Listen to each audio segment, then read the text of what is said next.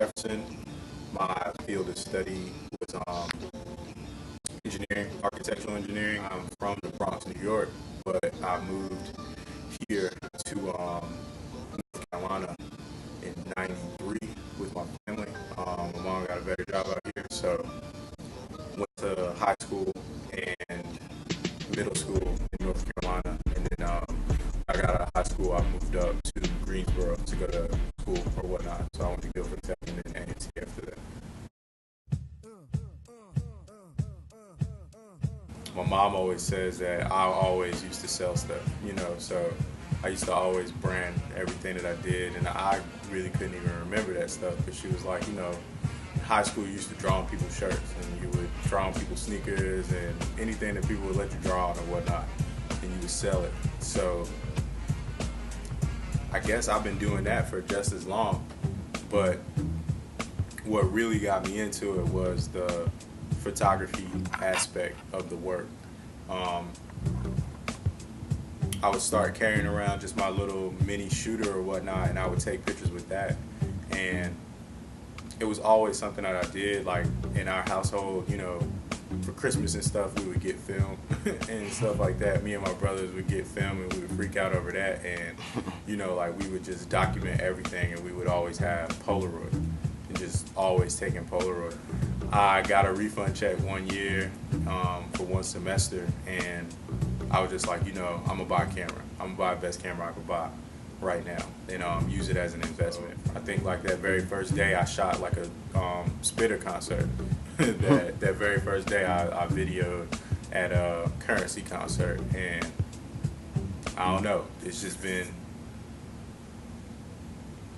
been like a little love story ever since of me with my camera.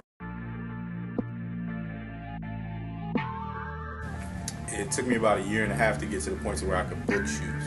I would just kind of just go shoot my friends for fun and stuff like that. But then it started to turn into me actually booking shoots and booking clients and having clients and taking deposits and just that whole process. It was a lot, but ended up working out pretty good. My biggest personal struggle is learning the business aspect of it, and not necessarily just being an artist all the time, because that's well and good.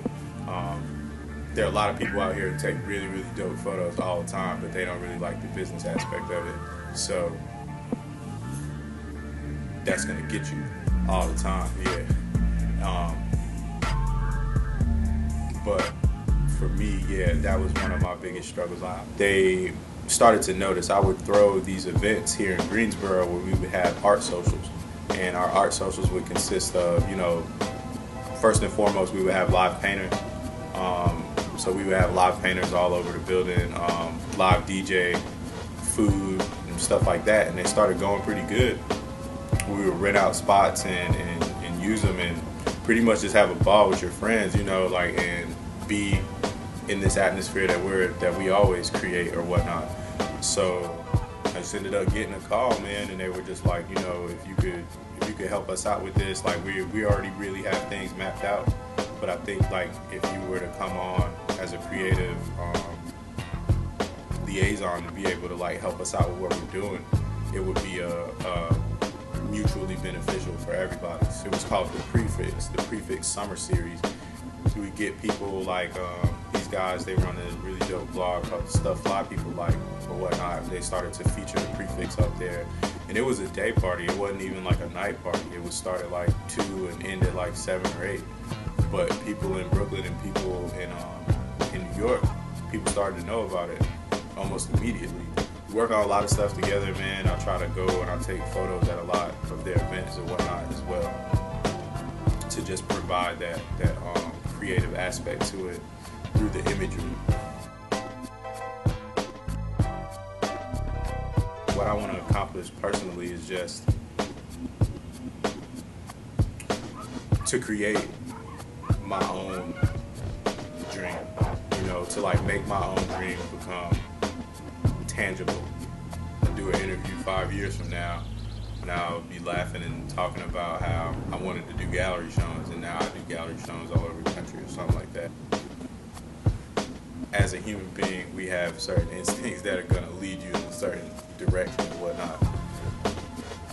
Follow what you know to be true, you know.